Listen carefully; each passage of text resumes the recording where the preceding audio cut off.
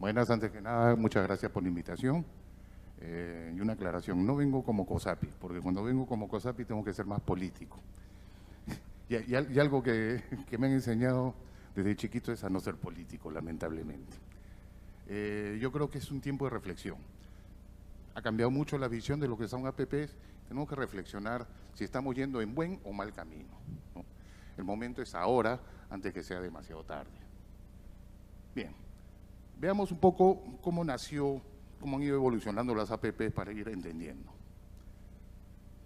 No nacieron con una gran visión, en realidad nacieron con desesperación, ¿no? En el gobierno de Fujimori, el primer gobierno de Fujimori, veníamos después de varios años de gobierno militar, un gobierno populista de Belaúnde, Alan García, el primer gobierno que estatizó la banca, en otras palabras, estábamos quebrados, sin plata, y como no pagábamos nuestra deuda, sin capacidad de crédito. Entonces, cuando estás así, no tienes plata, no tienes crédito, no te sirve la tarjeta, ¿qué haces? Comienzas a vender lo que tienes. Entonces, esto comenzó como privatizaciones. Entonces, en realidad, comenzó por desesperación, más que por una gran visión de vamos a desarrollar al sector privado, no, fue desesperación. Sin embargo, esto nos trajo muchas enseñanzas y fue cambiando la visión. Si vemos el primer periodo, fue puras privatizaciones, ¿no? Ahí se ve, digamos, en celeste. En el siguiente periodo ya comenzaron a nacer algo de las concesiones. Claro, que siempre dentro de esa visión de que era sacar plata, las concesiones que se salieron en esa época eran aquellas que daban plata al Estado, ¿no? Obviamente ahí estaban, digamos, el ferrocarril del sur, suroriente, el ferrocarril central, el puerto de Matarani. Nos comenzamos un poco a concesionar las joyas de la corona, pero se fue aprendiendo algo. Se fue aprendiendo que el sector privado es muchísimo más eficiente que el sector público en el desarrollo de infraestructura. Y lo que se va logrando con el desarrollo de infraestructura es algo sumamente importante para el país. El país comenzó a desarrollarse, el país comenzó a crecer gracias a eso. Entonces, se aprendió que el Estado era un pésimo gestor. Se aprendió que el privado era muy importante para esto. No era un tema ya de plata. De ahí comenzó a cambiar la visión. El esquema fue continuando y ahí comenzaron ya más concesiones. Bueno, el tercer periodo de Fujimori, que fue muy chico, fueron solo 2 concesiones, pero un monto de más de 2.000 millones. ¿No? Una fue Camisea, la otra fue el aeropuerto Jorge Chávez, sumamente exitoso. Bueno, Paniagua muy chiquito. Con Toledo ya comenzó a cambiar la visión por completo. Ahí sí podíamos hablar de APPs puras, donde estaba el Estado de la mano con el privado. El Estado comenzó a asumir riesgos, comprendió lo que era una APP, comprendió que era un compartimiento de riesgos, comprendió que el privado era necesario, desarrolló esquemas financieros espectacularmente buenos, galardonados a nivel mundial, potenció agencias como Proinversión, considerada reiteradamente la mejor agencia de promoción del mundo, y la estamos perdiendo. Lamentablemente la estamos perdiendo, por eso hay que hablarlo. Muchos dicen, no, quédate callado. No, yo no me quedo callado. Yo trabajo en Proinversión, yo trabajo en el Ministerio de Transporte, he desarrollado el país y veo que se está perdiendo. Por eso tengo que hablarlo. Bien, esto originó ya el gran boom, ¿no? En la época de Alan se lograron cerca de 19.000 millones entre compromisos de inversión y montos de transacción, ¿no? En la época Humala, ni qué decir, también 19.000, pero de ahí vino el gran cambio, ¿no?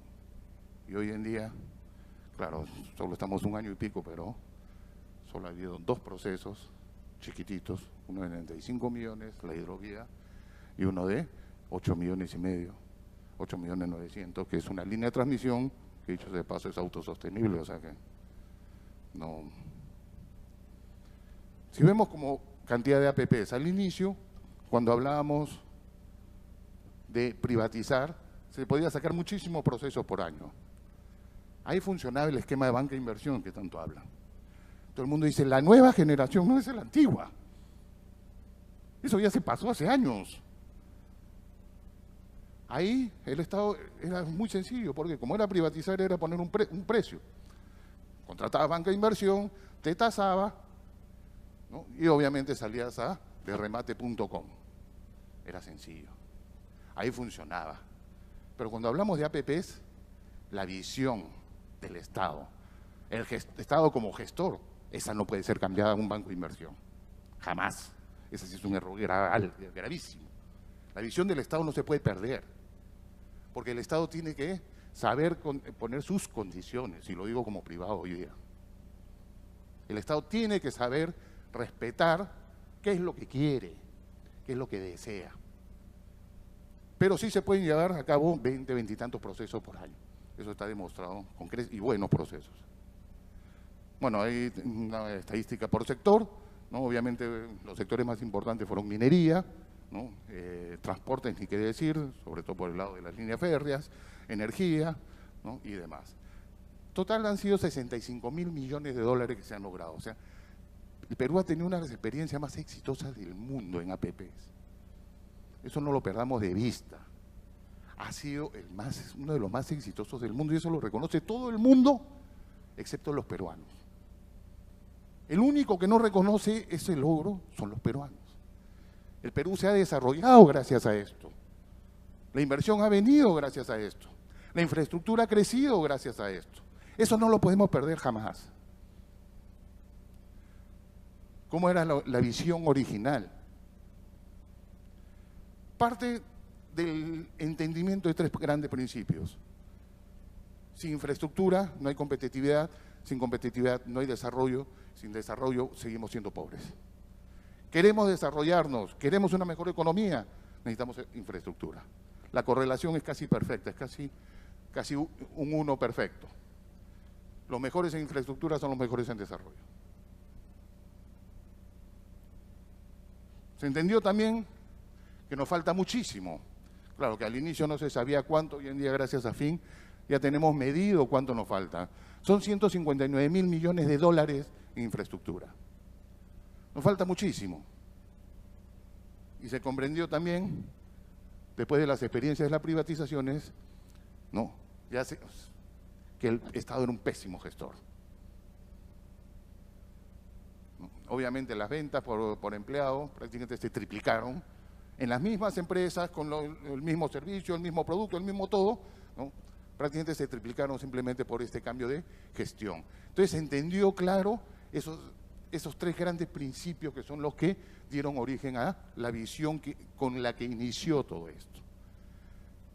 Entonces, sabiendo que la inversión es imprescindible, la generación de valor como país estaba a través de la inversión de infraestructura, sabiendo que nos falta muchísimo y sabiendo que el Estado no es bueno haciéndolo, se vio en las APPs con ese modelo ideal justamente para poder lograr esa visión de valor. Necesitamos generar valor para el país, ¿no? El Estado supo trabajar de la mano con el sector privado, ¿no? Lo más importante de todo era desarrollar la infraestructura. Eso hizo que se tomen muchos riesgos, los procesos crudos, sí, procesos crudos. Muchas veces medimos el costo de hacerlo rápido. Lo que no medimos, que es inmensamente superior, es el costo de no hacerlo. Medimos el costo de la corrupción. Se ha perdido 100. ¿Y cuál es el costo de no hacerlo? 10.000. Esa es la proporción. Nos preocupamos en el costo de hacer, pero no en el costo de no hacer. ¿Cuánto se pierde cuando no hacemos infraestructuras? ¿Cuántas horas se pierden acá en Lima por el congestionamiento y no tenemos todavía nuestras 6 líneas de metro? Son millones de horas.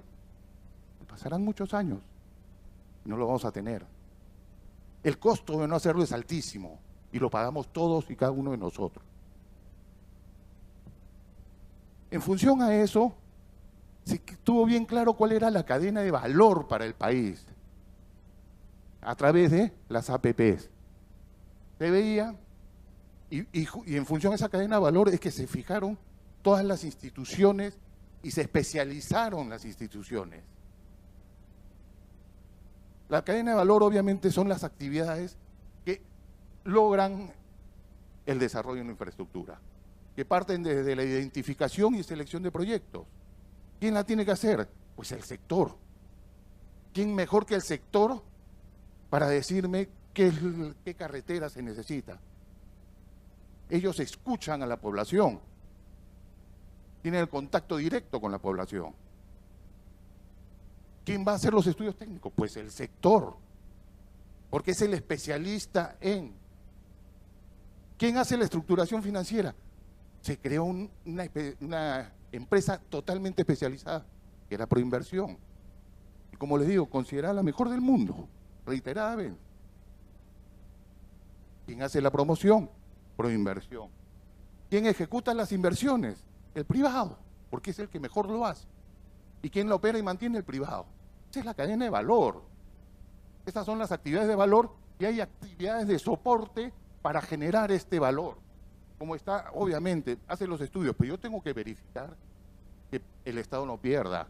Tengo que verificar su viabilidad. Antes es SNIP, hoy invierte P, eso es correcto. Ahí entra el MEF. Yo tengo que verificar de que no me malogren mis cuentas. Yo tengo que verificar tu capacidad presupuestal y la capacidad de financiamiento. En eso es sagrada la opinión del MEF. Son actividades de apoyo. Yo tengo que verificar que no me estés robando. Ahí entra Contraloría.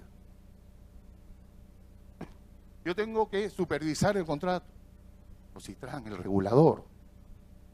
Y su opinión en supervisión es sagrada. Cada empresa especializada. Ese es el gran concepto. Dedícate, zapatero, a tu zapato. ¿Quién administra el contrato, la relación contractual? Pues el sector. Y el control posterior, obviamente, Contraloría.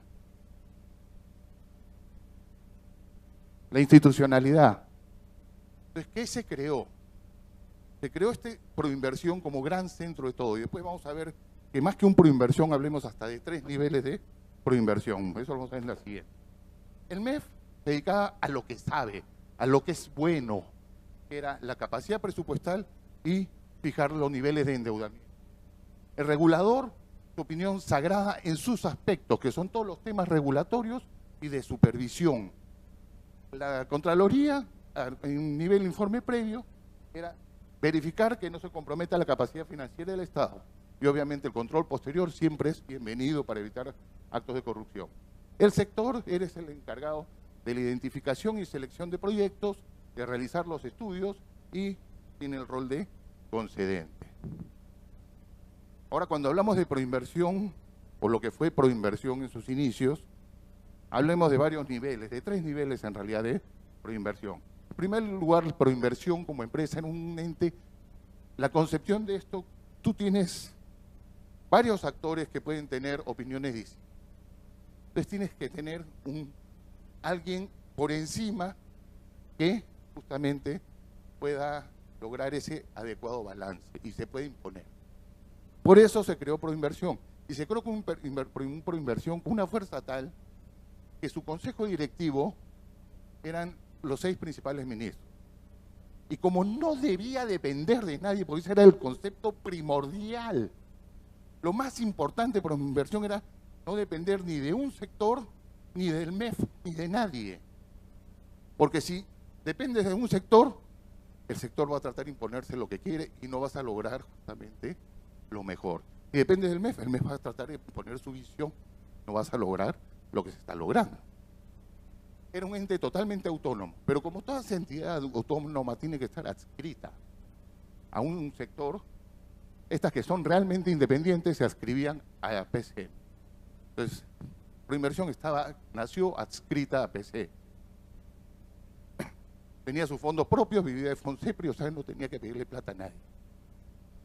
Entonces, como esto tenía un poder muy grande, ese consejo directivo eran los principales ministros. Presidida por PCM, estaba MEF y los 4 ministros más llegados a la producción, sobre todo transportes, energía, etc. Entonces, era un mini consejo de ministros. Y era tan fuerte, y tenía que ser tan fuerte, porque sus decisiones tienen que ser decisiones de Estado, decisiones de gobierno. Y tiene el poder incluso de instruir a cualquier sector. Es decir, Proinversión podía ordenar a un ministro qué debía hacer. Esa era la fuerza que tenía, y por eso que fue exitoso. Por eso que fue exitoso. Debajo del consejo directivo están los comités. Ahí es donde entra, si se dan cuenta, no habíamos visto la visión del privado. La visión del privado entraba al comité. Y el comité son los que deciden, o cada uno de los, y los comités son los que deciden sobre cada uno de los procesos. Obviamente eran privados, notables, realmente conoció muchos que han sido muy notables, ¿no? Y daban las aprobaciones, ¿no?, del proceso, pero la aprobación final era del consejo directivo. Era un tema de Estado. En algunos países piden la aprobación de los contratos hasta por Congreso, ¿eh? Y abajo hay otro ente que es la estructura operativa, que es la que genera todo este mecanismo, ¿no?, donde se forman grupos multidisciplinarios, ¿no?, técnicos, legales, económicos, financieros económicos, ¿no?, y especialistas en procesos de APP, que eran los que armaban el proyecto, los que querían, y al final los comités, y en última instancia el consejo, eran los que decían. Esta institucionalidad funcionó, fue galardonada, fue la mejor del mundo. Aunque no lo quieran aceptar, lo fue. Ha sido aceptada por los UNOPS, al menos las veces que yo estuve por inversión, todos los años que he estado, fue considerada la mejor del mundo.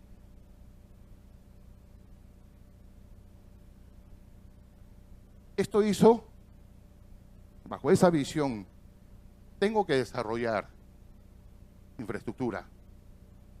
Tengo que hacerlo también de una manera atractiva. Muchos hoy día no se dan cuenta, no saben lo difícil que era atraer inversionistas al país. Cuando hacían un roadshow, no iban ni 4 gatos. Tenía que irme de puerta en puerta. Cada vez que me iba a España, tenía que tocarle la puerta a cada CEO. Claro, hoy día no lo ven porque hoy día haces un roadshow, simplemente mencionas Perú, está repleto. Pero en esa época era difícil. Se establecieron mecanismos sumamente atractivos y sumamente ingeniosos, como fue normalmente la separación de riesgos, no de lo que es el riesgo de inversión al riesgo de operación y mantenimiento. Entonces, básicamente, todo lo que es inversión, yo te lo voy a reconocer a través de un pago, llámese RPI, retribución por inversión, o pago, ¿no?, pago anual por obra. Ahora, ¿qué características tenían? Una, para poder estructurar un bono o algo, tenían una fecha cierta de inicio de pago. De ahí, por decir, yo avanzo un poco de la obra, un 10% de la obra, y el regulador me certifica ese avance, o sea, a través de su supervisor, certifica el señor avanzado, de acuerdo a los estudios que yo mismo he revisado, ¿no?, un 10% de la obra. Entonces, esto se hace acreedor a un 10% del pago. Eso le da un poder enorme, porque yo ya tengo un derecho de cobro, y ese derecho de cobro yo lo puedo negociar en el mercado. Entonces, esto me facilitaba el financiamiento y se lograban tasas espectacularmente buenas. Para que se den una idea, la primera estructuración que se hizo así fue la IRSA Norte. Para la IRSA Norte, o sea, cuando Perú le faltaron todavía muchos años para tener grado de inversión, esa estructuración tuvo grado de inversión, como 3 o 4 años previos a que Perú, que era el que certificaba, tenga el grado de inversión. O sea, a ese nivel de bueno era.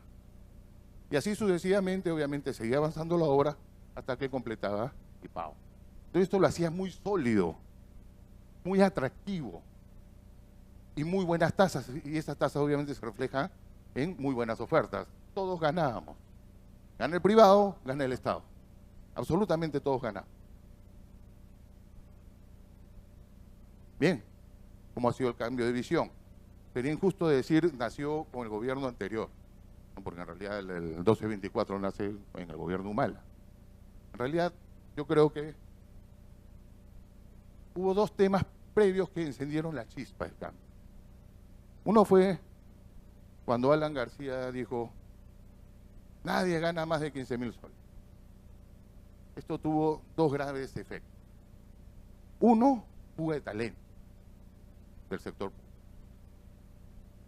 El sector público que se había logrado atraer gente altamente capacitada que justamente estaba desarrollando estas cosas con un nivel igual o superior a cualquier lugar del mundo, pues la gente comenzó a irse. Es más, tú ganabas más en esa época y te recortaban el sueldo, o sea, algo que nunca he visto. De hecho, a mí me lo recortaron en tiempo, ¿no? Entonces, eso fue un primer gran problema. Y ese tuvo un subproblema. En los comités, donde sagradamente eran los privados notables, que hoy en día hablan para el consejo directivo, comenzaron a meter gente allegada hasta un sector o a cualquier otro. ¿Cómo? ¿Para qué? Para compensar sueldos con las dietas. Entonces ya se comenzó a malograr un poco el sistema. Y la otra fue un tema bastante casual y tonto. Cuando estaba José Antonio Chan de Premier, en un momento dijo, ¿sabes qué? Tengo tiempo para ir a las reuniones de consejo. Entonces te la paso a ti, MEF. Eso normalmente no debería ser nada que nos llame la atención, porque al final, si las instituciones son sólidas, eso no debería afectar. Pero estamos en un país donde las instituciones no son sólidas. Y ahí comenzó a tomar mucho poder el MEF. Ya pasó a ser proinversión de una entidad totalmente independiente a ser una dependiente total del MEF. Eso cambió muchísimo y ahí comenzó toda la rueda.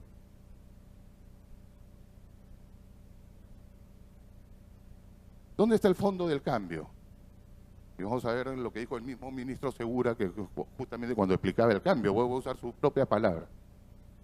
Los compromisos por APP no se diluyen porque, a diferencia de la obra pública que sale del balance público en entre 2 a 4 años, en el caso de las APPs el ingreso de nuevos proyectos es continuo y se quedan en el balance por 15 años.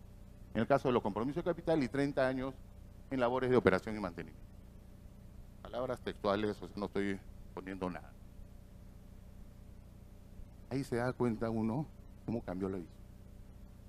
Ahí se da cuenta uno que el interés es un pepino el desarrollo de la infraestructura. Porque cuando haces una infraestructura por obra pública, tienes exactamente la misma deuda con la obra. Si no se da cuenta, en su SNIP, en aquella época, hoy en día él invierte, uno está obligado a demostrar que vas a sostener esa infraestructura, si no, no te sirve de nada. Tienes que operarla y mantenerla. Tienes un compromiso, tienes una deuda con esa infraestructura para operarla y mantenerla. Ah, pero esa deuda no se contabiliza en mi balance. Entonces lo importante ya que era, ya no era la infraestructura, era cómo contabilizaba eso. Y fíjense que no hay una diferencia real. La deuda se tiene, la deuda es la misma. Yo hago una obra pública y no la mantengo, se destroza. Prefiero no hacerla. La obligación es hacer la operación y mantenimiento. La deuda, así hagas una obra pública, es una deuda del país. El país tiene que dejar plata para eso. Pero para el señor, bueno, eso no está. Entonces prefiero estas cosas donde no tenga que contabilizar eso como debe, porque así mi labor como MEF, ya perdió la visión país, más tranquila. Eso es un grave error. Y todo se ha diseñado ahí. Para colmo, a raíz de, obviamente, todos los casos de corrupción,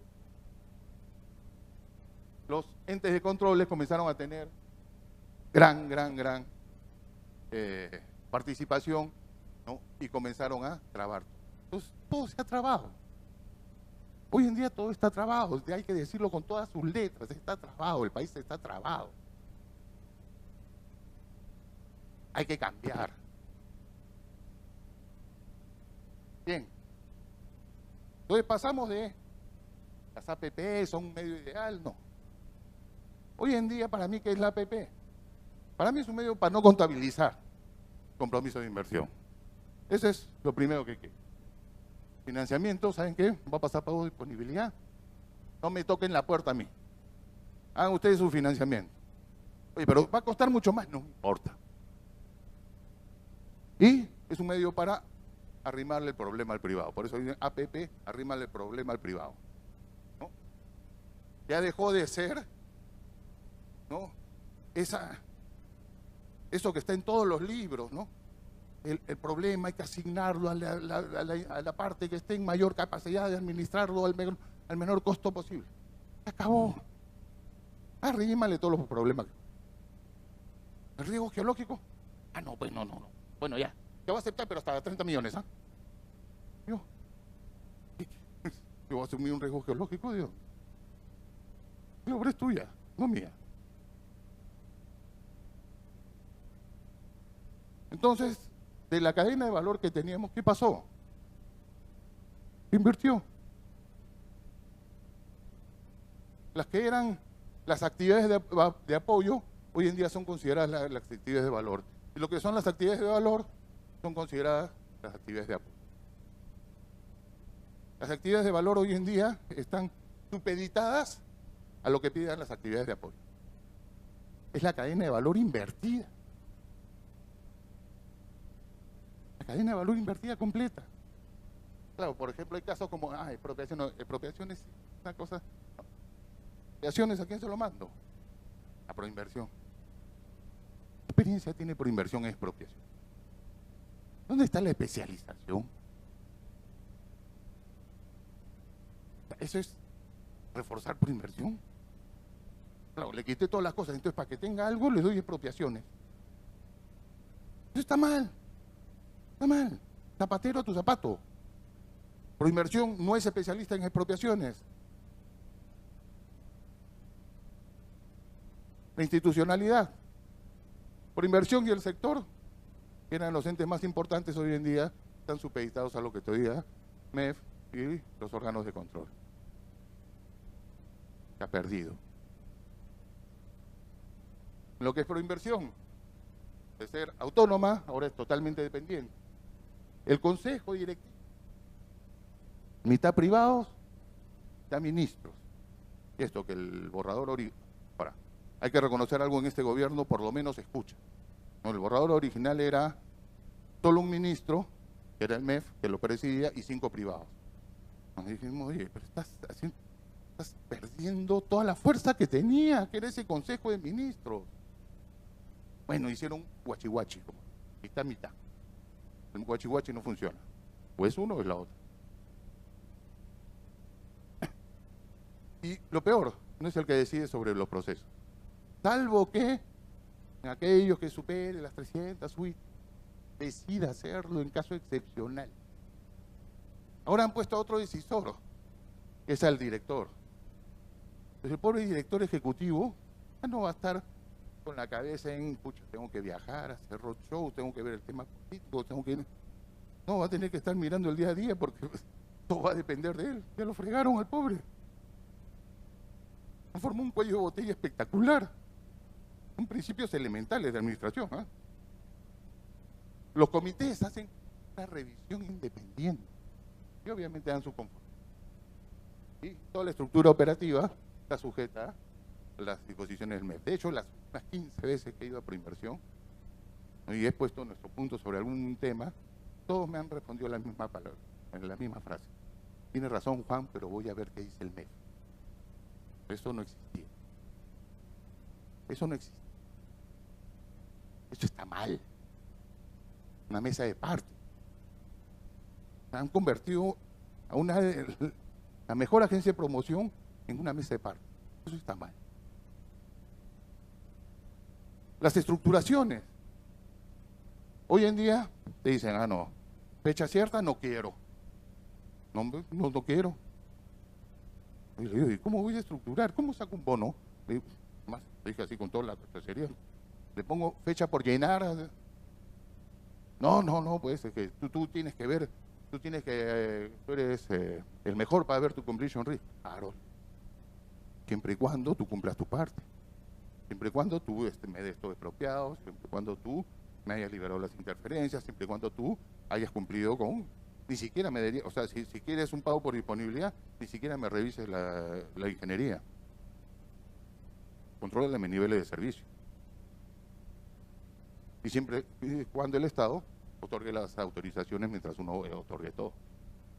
Pero sin embargo, dicen, bueno, ya tienes razón, entonces las expropiaciones lo voy a hacer antes. Digo, perfecto. Pero para tener las expropiaciones tienen que tener estudio definitivo.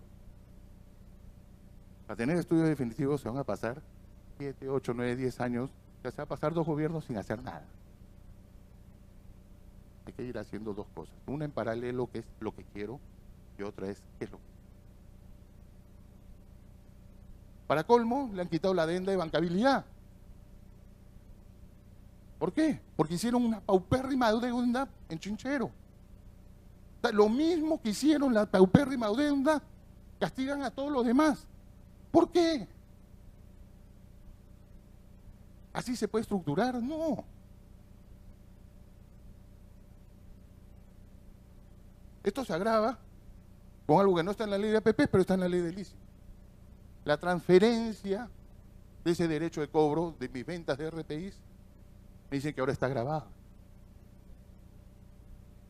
No está especificado, pero todos mis asesores tributarios me dicen, no, si no te dice, es el 30%. ¿Los bonos? ¿A ese nivel? ¿A ese nivel? ¿Se dan cuenta de lo que estamos haciendo? ¿Tienen la más mínima idea de lo que se está haciendo? Pues digo, la cosa no está bien, no está nada. Con eso mueren los caos. Igual vas a esperar a que termine y que funcione, ¿de qué te sirve un caos? Sí, todos estos efectos hacen simplemente un pequeño cambio. En lugar de un 90-10, que es más o menos como se puede estructurar un financiamiento ahora, pasan un 70-30, esto puede subirte 2-3 puntos por ciento el costo promedio ponderado de capital, el WACC. ¿Y eso qué significa? Por cada punto porcentual son más o menos 10% de incremento de inversión. Entonces eso equivale a que el Perú incremente su brecha en más de 50.000 millones de dólares, de todo nuestro bolsillo. ¿Es eso correcto? Me pongo a reflexionar, ¿es eso correcto? Yo no lo veo. La estabilidad jurídica, esto era sagrado cuando se diseñó, porque el inversionista teníamos que atraer a la inversión y lo primero que tengo que darle es estabilidad. Y así se cumplió. Estas normas nacen desde el 91. En el 96 lo único que se hizo fue juntar las normas que habían en un tubo, el tubo de concesiones. Hasta el 2008, 17 años sin ningún cambio. Sin ningún cambio. El inversionista sabe que no te cambian las reglas. Por eso venía. Por eso comenzó a venir acá. Y el 10-12 no es tampoco un cambio muy radical. Se puede considerar una evolución más que un cambio. De ahí hasta el 2015, es decir, en 24 años solo hubo una evolución. Una estabilidad plena, sagrada. Esto era sagrado para todos los que desarrollamos las APPs en el país. Era una norma donde nos cortamos las venas antes de hacer esto, romper la estabilidad jurídica. Ahí vinieron los cambios. 2015 sacaron el famoso 1224. Solo un año después, 2016, ya está modificado y tiene una segunda modificación más. Fuera de eso, hay una infinidad de decretos, de lineamientos, de normas. La última, así, el non plus ultra contra la estabilidad jurídica. Interpretaciones con rango L. Sí. Dentro de la ley dijeron, la dirección de promoción puede interpretar las leyes y eso se considera como si fuera ley. Bueno, pero eso se usará de vez en cuando, pues, ¿no? Un caso muy... Solo este año, 2017, hay 37 interpretaciones. La estabilidad jurídica se fue al tacho. Al tacho. Hay que decirlo con todo su nombre. Eso no es estabilidad jurídica. Eso no es predictibilidad.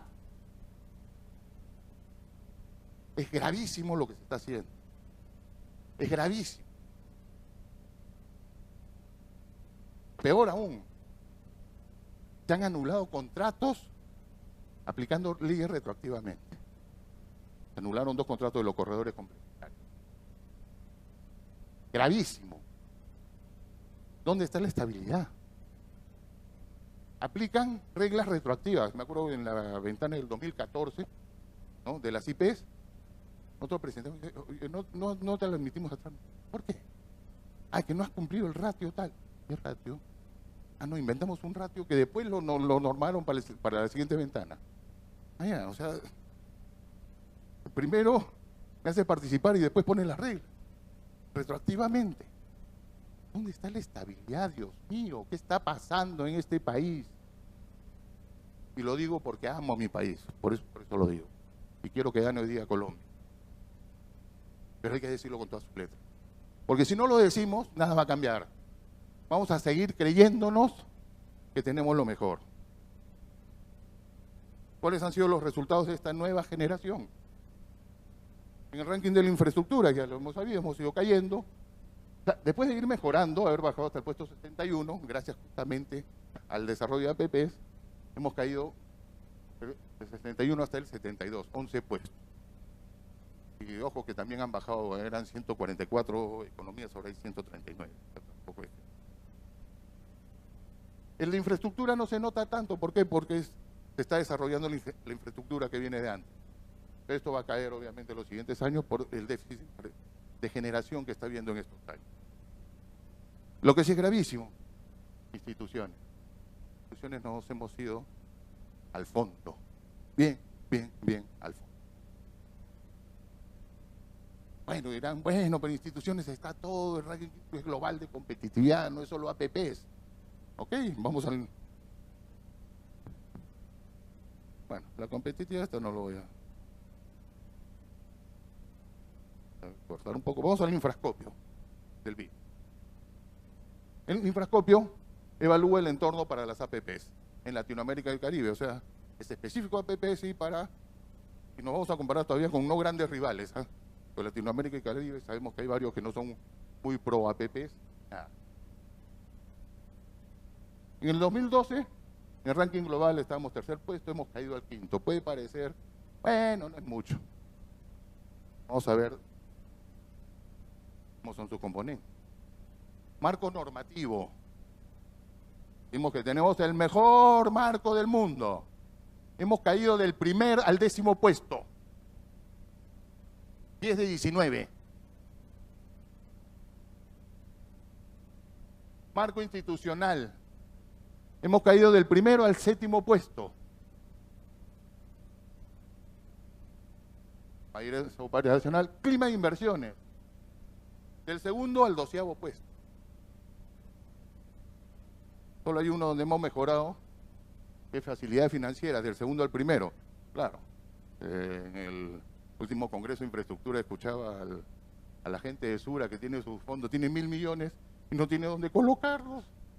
Pues obviamente hay facilidad, porque no hay dónde colocar, no hay dónde generar. Bien, veamos cómo ha sido como montos de inversión.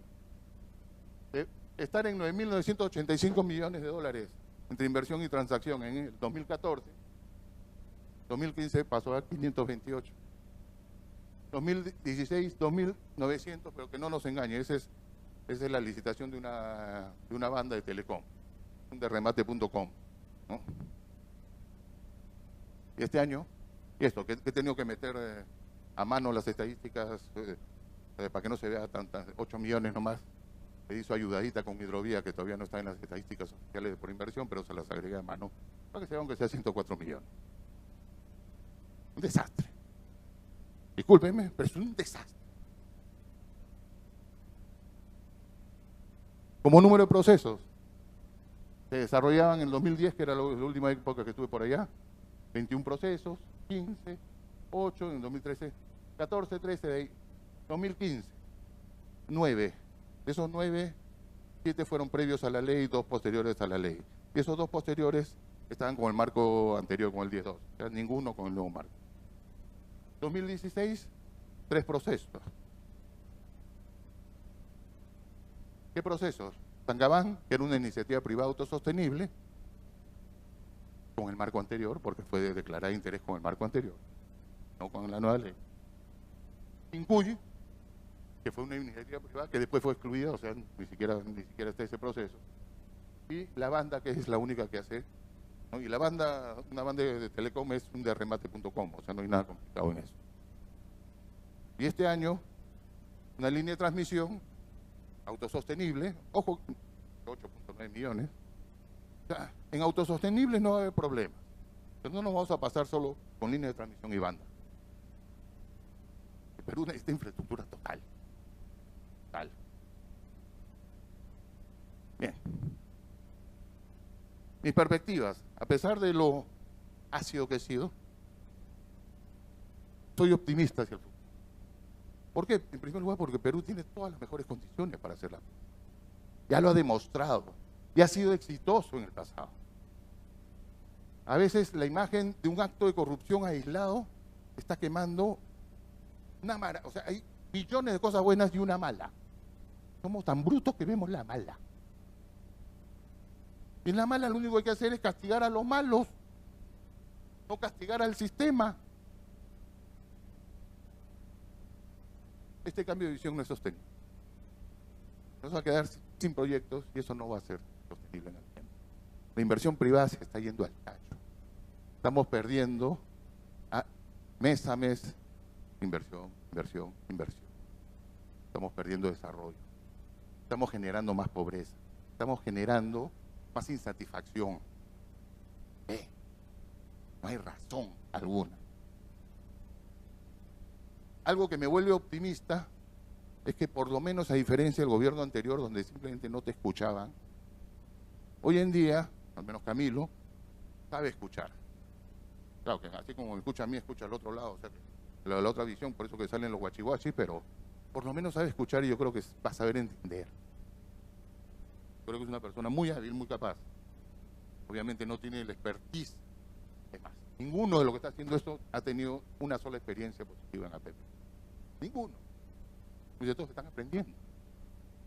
Pero el costo de su aprendizaje lo estamos pagando todos, del Perú. Y eso no es justo. Eso no es justo. Otro tema que me maravilló en el último Congreso de Infraestructura fue escuchar al nuevo Contralor, a Nelson Chac. Realmente tengo el mejor de los mejores de los conceptos. Es la primera vez que escucho a la cabeza de un ente de control tener tan claro lo que debería ser un órgano de control. Eso me da mucha esperanza, muchísima esperanza, porque realmente uno de los pocos que la tiene clarísima. Clarísima. Ojalá que pueda con ese monstruo que tiene abajo, porque es complicado. Por mi lado todo el apoyo, porque realmente mientras se pueda hacer lo mejor para el país, mejor. Bueno, disculpen si me pasa un poco. Gracias.